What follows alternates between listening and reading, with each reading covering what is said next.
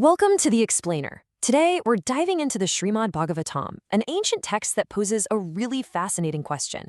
If scriptures are supposed to guide us, why do they sometimes seem to encourage the very desires that lead us astray?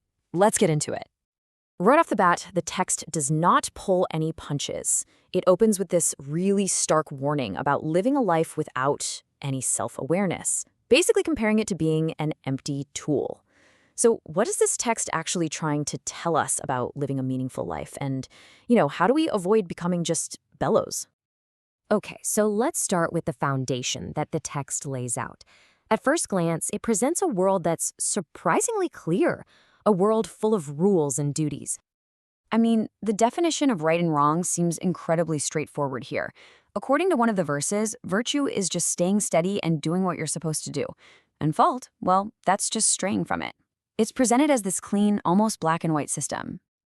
And, these rules aren't just random. The text explains that they're designed to provide a really stable structure for, everything. For religion, for how we deal with each other in society, and even for how we make a living. It's like a blueprint for a well-ordered life. But this leads to a pretty crucial question, right? If the blueprint for a good life is this simple, just follow the rules, then why do so many of us feel so lost? Why does life still feel so complicated and, frankly, messy? And that very question brings us to the huge complication the text identifies, the trap of desire. This is where that simple, clean blueprint crashes right into the messy reality of being human. So the problem, as the text points out, is that we seem to be hardwired for trouble. From the moment we're born, we're attached to our desires, to our own survival, to our family, and these are the very things the text says can actually become the source of our own misery. What's really fascinating is how the text maps out this whole psychological process. It argues that a simple attachment to something doesn't just stay a simple attachment.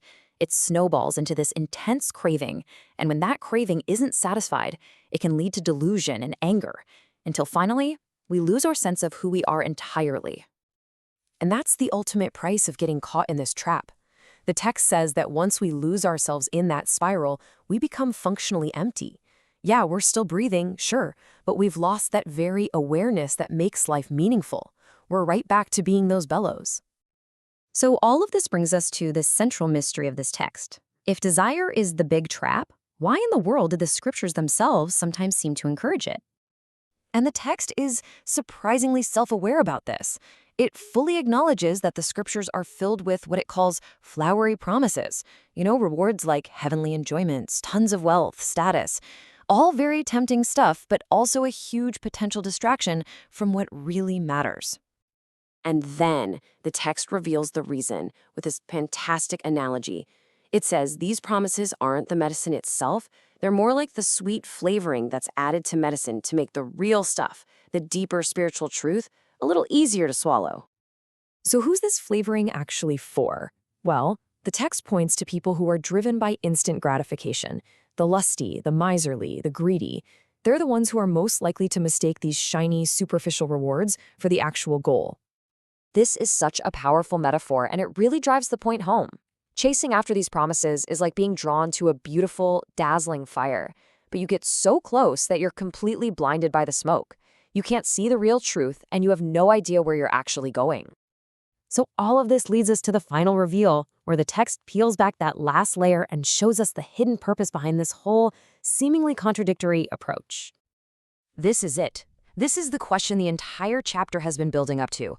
Are the scriptures actually trying to mislead us with all these promises and complicated rules?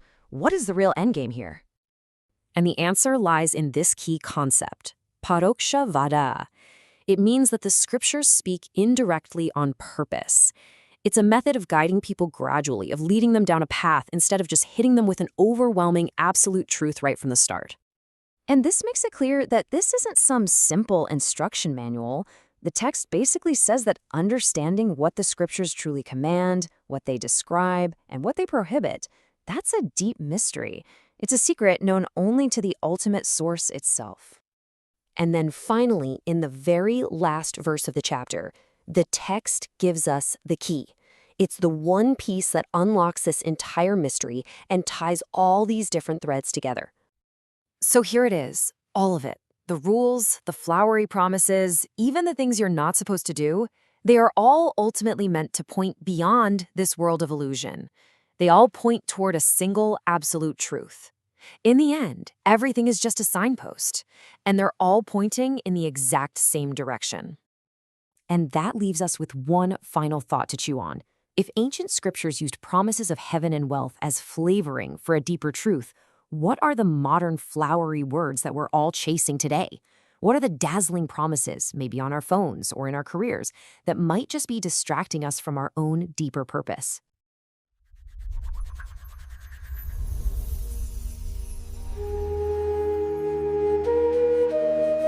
Okay, let's unpack this. Welcome to the deep dive. Great to be diving in. You've brought us quite a text today. We're looking at Canto 11, Chapter 21 of the Srimad Bhagavatam. It feels like a real deep dive into the very structure of righteous living. It absolutely is. It's this incredible blend of, detailed rules and a really profound philosophy. Right. So our mission, as you've framed it for us, is to get beyond just listing rules. We want to understand the foundations, what the text says about dharma or righteous action, about purity in the material world, which gets surprisingly technical, actually. It really does. And then, maybe most importantly, what it reveals about the nature of Vedic knowledge itself, this idea of Shabda Brahma, the ultimate sound. Exactly. You shared these sources because you're looking for that underlying structure, right? The why behind virtue and fault, not just the what. It addresses people who want more than just ritual. And it starts with a bang, doesn't it? No gentle introduction. The very first shloka, the first verse, is this powerful critique from the Supreme Lord. It sort of points out the big mistake right away. It really sets the stage. It contrasts the true paths, devotion, knowledge, and prescribed duties, bhakti, jñāna, kriya, with basically wasting your life. Wasting your life. By chasing, and the text uses the words, petty desires, udrankaman, and doing this with lives that are described as flickering, kalaiprashe, short, unstable lives spent on small things. Flickering lives, that's a potent image. It is, and the consequence isn't just, unhappiness, it's condemnation to keep wandering, to stay stuck in the cycle of material existence. So it's an existential critique, not just a moral one. If you chase the small stuff, you stay trapped in the small picture indefinitely. Precisely. It implies those petty desires can never actually satisfy what the soul truly needs. You spend your brief energy, your praya, on things that guarantee you just have to do it all over again. It immediately raises the stakes. Okay, so if that's the big error, getting distracted by fleeting things, what's the core virtue presented here? It's interesting, it doesn't seem to define virtue as some kind of unattainable perfection. No, it's much more grounded. Shloka 2 gives this incredibly practical definition. It says, steadiness, nidha, in one's own prescribed duty, adhikar, is considered a virtue. Steadiness in your own duty. Right. And the flip side is the fault, deviation, viparaya from that specific duty. That's the conclusion it draws. That feels really important, especially today. It moves morality away from a single, rigid code for everyone. Virtue becomes about context, about your specific role, your adhikar. That's the key insight, isn't it? Imagine applying a single code universally. A scholar's duty involves deep study, maybe nonviolence. A soldier's duty might involve protecting society, using force, if the soldier tried to follow the scholar's exact path. Society wouldn't function. Exactly. So the virtue, the goal, lies in the steadiness, the nithua, within your own specific sphere. It maintains balanced dharma. It's about dedication to your part in the whole system. Okay, that makes sense. Which then leads to the next question. Why all the detailed rules about purity, shuddhi, and impurity, ashuddhi? If everything's made of the same basic elements, why differentiate so much? Pragmatism. The text says these rules were established even between things that seem similar. And Shloka 3 is explicit about the purpose to resolve doubts. About what? About whether a substance, dravya, is auspicious, shubha, or inauspicious, ashubha, for a particular action. Without clear rules, you'd be paralyzed, right? Is this water pure enough for the ritual? Is this place suitable? The rules give you the certainty needed to act decisively. It's like a spiritual code of practice. It gives clarity. And it's not just for, say, temple worship, is it? The scope of this conduct, the acharas, seems really broad. It covers everything. Shloka 4 lays out 3 main areas. First, for religion itself, dharma artham. Second, for social dealings, vyavahara artham, how you interact with others. And third, just for basic livelihood, yathartham. So how you earn your living, how you treat people, and your spiritual practice, it's all meant to be integrated under these principles. Absolutely. It's a total system, not just something you do on Sundays, as you said. It's the framework for your entire life. Okay, now this is where it gets, for me, really fascinating. The text dives into what feels almost like a physics of purity. Yes, it does get surprisingly technical. It starts with this baseline reminder in Sloka 5. Everything, from plants up to the highest beings like Brahma, is made of the 5 elements: earth, water, fire, air, ether, and all are united with the soul. Materially, we're all cut from the same cloth. That's the foundation, elemental equality. But then immediately, Shloka 6 says, despite this equality, the Vedas create distinctions, names, and forms for specific purposes, for the siddhe. Right, so the equality is acknowledged, but then differences are immediately established through rules. Why do that? Set up the equality just to impose distinctions. I think it emphasizes that the differences aren't inherent in the matter itself, but in its function and context. The rules are a classification system to help us perform dharma. The material itself is neutral. Its purpose in a given activity makes it good or bad for that use. That fits perfectly with the next point about good and bad being contextual. Shloka 7 says qualities, gaduao, depend on place, desha, time, kala, and circumstances. And the goal is always regulation, the yamartham, of activities. Think about water usually purifying Shubha. But if you're trying to build a ritual fire, then it's definitely an auspicious ashuha. It prevents the activity. Exactly.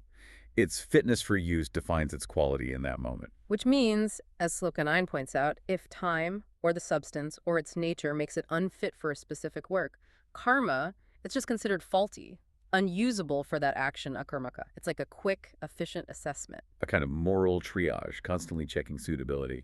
And we see just how specific this gets with the definition of impure lands in Shloka 8. It's not vague. No, it's quite concrete. It mentions the black antelope, Kansaro, as a key indicator. Its presence suggests a place suitable for dharma. But even if the antelope is there, the land can still be impure. Yes, if it lacks respectable people, or reverence for the learned, the Brahmanas, or if it's a place known for low culture, like Ka province apparently was, or if purity and culture are neglected, Asoskathar or meat-eaters are dominant, or the land itself is barren. What strikes me there is the connection between the physical environment, barren land, presence of certain animals, and the cultural or ethical environment, respect for learning, general culture. It's fascinating, isn't it? The text treats a lack of respect for wisdom or culture as being just as contaminating as physical infertility. The whole atmosphere has to be suitable for higher activities. Okay, so we've looked at the environment. Now, what about purifying the objects, the substances themselves? Shloka 10 gives us this framework, these factors determining purity. All right, it lists 5 main factors plus the action itself. There's purification by 1, another substance, like using water to clean something. 2, by scriptural injunction, vikena, sometimes the text just declares something pure or impure, overriding other factors. Okay. 3, by a specific purificatory process, saskara, like a ritual or mantra. 4, by time, kalena, things can become pure or impure just by the passage of time. And 5, by relative quantity, a lot of a pure substance can overwhelm a small impurity. Let's dig into Shloka 12, which talks about how the elements themselves, time, air, fire, earth, water, purify common things like grain, wood, liquids, skins. How does that work practically? This is where the detail is amazing. Earth purifies, think using dry earth or clay to absorb grease or toxins. Still done today in some contexts. Sure. Water obviously cleans by washing away dirt. Fire purifies by burning contaminants, essentially sterilizing. Air and time work more subtly, drying, oxidation, decomposition, changing the impure substance over time, leaving wood to season for years, for example. It sounds like a very early but quite accurate grasp of basic chemistry and natural processes. It really does. It's grounded in observation. And the definition of when something is pure, shokam, in Sloka 13, is also very practical. It's when the contaminating smell and smear, gantalepam, are gone, and the object is back to its natural state. Purity is achieved to that extent. That's measurable. Objective. You can see and smell the contaminant is removed. It's not just a symbolic wipe, it's actual restoration. So we know how to purify the place, the tools, the substances, but what about the person doing the action? Because Yoke 11 points out that sinful acts, aga, are also contextual based on ability, intelligence, wealth, place, time. The external purity seems pointless if the performer is messed up internally. Absolutely critical point, and Shloka 14 addresses that directly. Self-purification. The soul's purity, atman shokam, needs more than just clean tools. What does it require? It involves the external acts, bathing, charity, austerity, performing rites, but these must be coupled with the vital internal element, matsmitya, remembrance of the divine. Ah, so it's a two-part process. Clean the outside to make the body and mind suitable vessels. But only the internal focus, the remembrance, actually elevates the soul itself beyond just the material acts. And this whole system comes together in Shloka 15 with the 6 pillars of true religion. Yes, the synthesis. True religion, dharma, only works if all 6 are purified. Place, time, substance, the performer, the mantras, which need proper knowledge to be pure, and the work itself, which needs to be offered to the divine. And neglecting even one pillar Leads to irreligion, adharma. It highlights that virtue is systemic. You can't just focus on one aspect and ignore the others. It all has to work together. Okay, this gives us a really comprehensive roadmap. We know what virtue is, that steady duty. We know how purity works, context, elements, the 6 pillars. But this leads to the big critique in the chapter, right? If the instructions are so clear, why do so many people, even religious people, seem to miss the point? Yeah, the text pivots here to address exactly that, the problem, getting lost in the material world, becoming absorbed in sense objects via bhinavishina. And the consequence of that absorption. Shloka 22 states it bluntly. The person knows neither themselves nor others. There's a profound loss of awareness, as Shloka 21 mentions. A loss of awareness that makes them lose sight of their true interests, Svartha Vivrash. The text compares them to someone dead or unconscious. It's a stark comparison. And the analogy for a life lived just chasing material stuff is devastating. Yeah. It's like being a tree or just breathing like bellows. Just air in, air out. Yeah. Existing physically, but with no conscious purpose, no movement towards the real goal. It's seen as a functionally useless existence in terms of self-realization. And it's this absorption, this lack of awareness that makes people fall for the illusion of scriptural promises, the Phalashuti. This part feels really radical. It is. It's a direct commentary on how to read scripture. Shloka 23 says explicitly that the promises of results in the Vedas heaven, wealth, power, are not the highest good in Ashriyo. Not the main goal. Then why are they there? They are there only to attract people, to guide them towards the real truth. The analogy used is famous. The flavoring added to medicine. Exactly. The medicine itself, the real spiritual path, might be difficult, maybe a bit bitter with austerity. But people are naturally attached to temporary things, pleasure, family, stuff the text calls causes of misery, and artha too. So the Vedas offer this sweet coating of promised results to get people to even consider the medicine. It's like a pedagogical technique. Use what the student understands results to draw them into the deeper lesson. It's spiritual teaching 101 in a way. Offer tangible benefits to get them started, hoping they'll eventually mature and value the practice for its own sake, not just the flavoring. But the problem is, many don't mature. Shloka 26 talks about foolish people, kubudhaya, who mistake these flowery promises, kusumatam, for the real essence. They get stuck on the surface. And the description of these folks is quite vivid. Shloka 27 calls them lusty, miserly, greedy, totally fixed on those fruitive results. And then there's that powerful image. Dazzled by fire, yet blinded by smoke. Let's pause on that. What does that mean exactly? Well, they're impressed by the ritual itself, the fire, the chanting, the outward show. That's the dazzling part. But the smoke is their own attachment, their short-sighted goals. That smoke blinds them to the purpose of the fire, the real destination of the sacrifice. They mistake the activity for the achievement. So their vision is obscured, like by fog nahar kakton, as Shloka 28 puts it. They recite all the right hymns, ukta shastra, but they're fundamentally unsatisfied because they're missing the point. Right. Their goal is limited.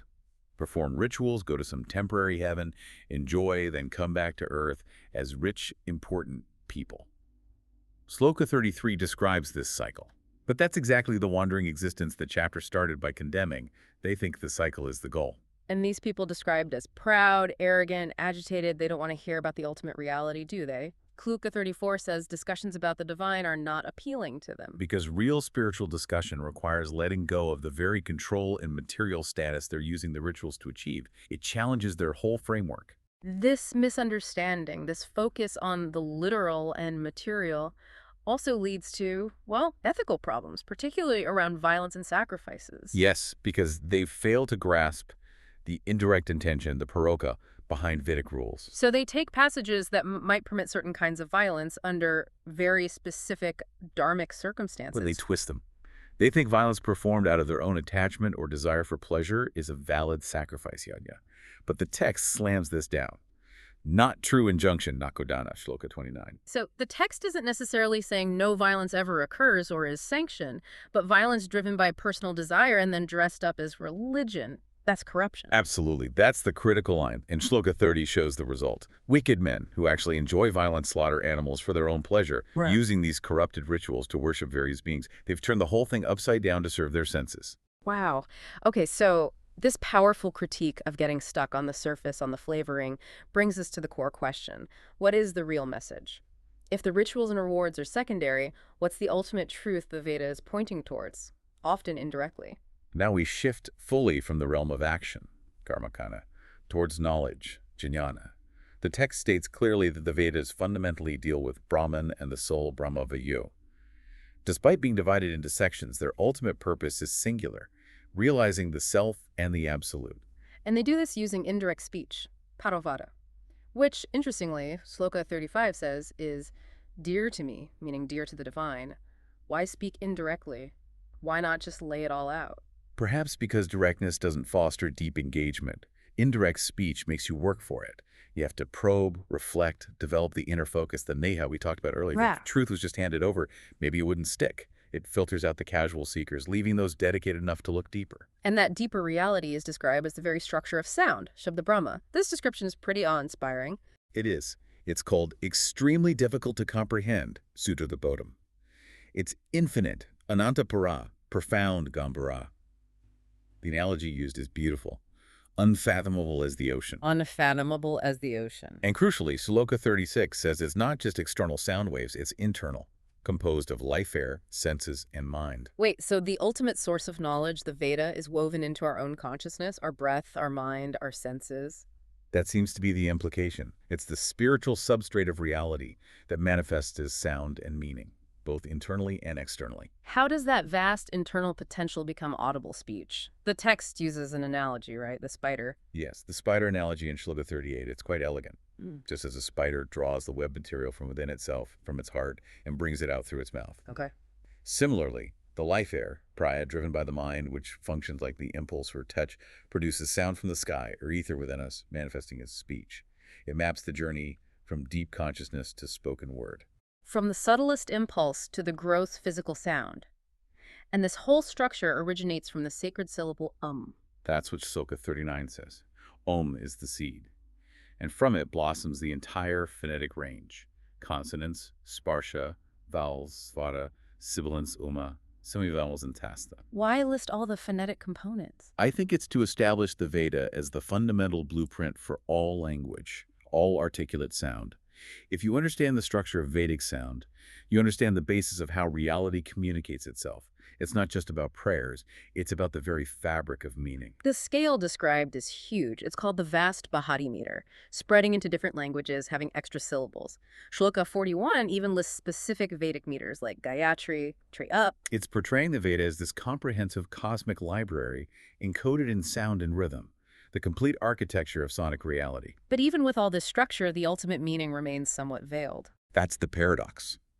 Shloka 42 says that ultimately, no one else truly knows the heart of the Veda. What it ultimately commands or forbids, only the divine fully grasps its own intention. It reinforces the need to look beyond the surface, to understand that indirectness. Which brings us to the final conclusion, the essence of it all, in Shloka 43. And after all that complexity, the conclusion is remarkably direct. The entire point of the Vedas is to reveal the divine. That's the destination. How do they do that? By taking shelter of this ultimate sound principle, Sabda Brahma, the Vedas work to systematically denounce illusion, Maya Matram. And once that illusion is cleared and the divine is revealed, the Vedas work is done. It comes to rest. Wow. That's quite a journey from rules about washing grain to the unfathomable sound of the cosmos.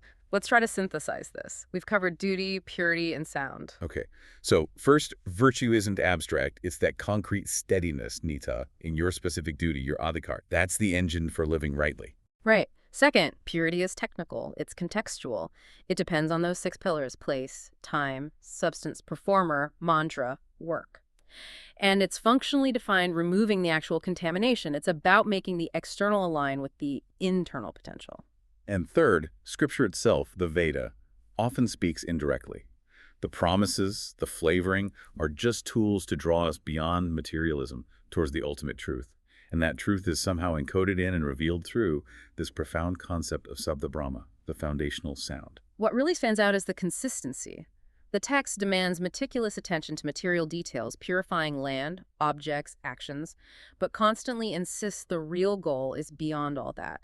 It's a roadmap for living in the world without being trapped by it. It forces you to think critically at every stage, doesn't it? Why am I doing this? Is it just for the reward, the flavoring? Or am I trying to understand the deeper, indirect message? Am I steady in my actual duty? It really pushes the listener, pushes you to examine your own motivations and understanding. Are you settling for the easy answers, the flowery promises? Which leads us to a final thought, perhaps. If the Veda represents this ultimate, profound, underlying sound of reality, how much of our own mental space is filled with just noise? The chatter of those petty desires, the Kudran Kaman the text warned about right at the start. Are we listening to the constant reactive static of our own minds, mistaking it for guidance, or are we trying to tune into something deeper? Are you hearing the sound of the bellows, just air moving pointlessly? Or are you straining to hear the sound of the ocean, that infinite, unfathomable Shabda Brahma? Something to think about.